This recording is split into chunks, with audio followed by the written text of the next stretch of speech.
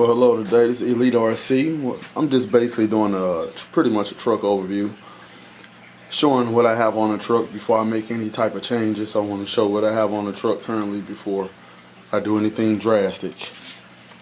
Basically, I have a few add-ons that I made. Basically, I have the order from King Motor, got rear knobby wheels because the Proline trenches I like to use doesn't grab on it doesn't grab the grass and the dirt like I would like. So it'd be better off in an all dirt situation, but in that grass and stuff, I gotta have something with a little more traction, because other than that I just got a whole lot of wheel spin going on. A few additions other than the tires I put on there is I have the DDM Dominator pipe. It says silence, it's only silence at idle. As soon as you get on it, it's louder than, just as loud as all the rest of the vehicles out there in the pipes. Basically, we already know I run a 2S LiPo in a tray.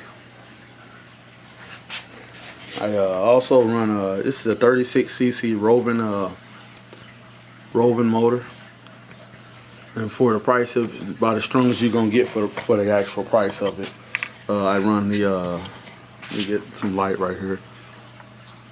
The RB Innovations transfer case heatsink, and also the RB Innovations. I don't know if you can see it right here, but the intake heatsink also on here. I have the Full Force high flow gas line kit. I have a K&N air filter. Run hydraulic. Get back to it. I run the front hydraulic disc brake system. I don't have any problems out of that other than when I hit a line and break the line, but that takes no time to fix, and just basically got to re-bleed the brakes. Not an issue. I run the Mad Max servo saver at the bottom down here. Can't really see it. Aluminum servo saver, the Mad Max one. I'm gonna go try out the Turtle Racing, and then whichever one is best between the both of them, which I'm gonna end up going with. I didn't want to go with the original type of setup, or the aluminum setup of the original kind, because I like how this spring is. I don't have to tighten anything else. If it breaks loose, you just gotta bring the metal in between the springs. I run a Mad Max aluminum shock towers for the front and also the rear. And pretty much other than that, RPM arms in the front. I haven't put the RPM arms on in the rear. I want to keep the truck as light as possible. I have, of course, my fuel filler and unfiller gas cap mod coming to the top through the aluminum like that. Push it down.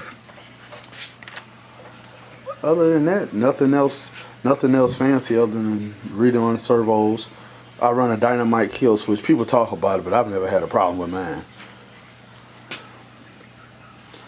And that's about it. I'm gonna be doing a few what I call drastic changes, so I just wanted to get some footage on the actual car before I change it. I made a few videos, but I went to mess with the settings on the action cam, and everything was choppy, because this car is a lot more aggressive with this pipe. This pipe adds a hell of a lot more compression when you're trying to start the engine, and the tires give a lot more grip, so it's a lot more aggressive and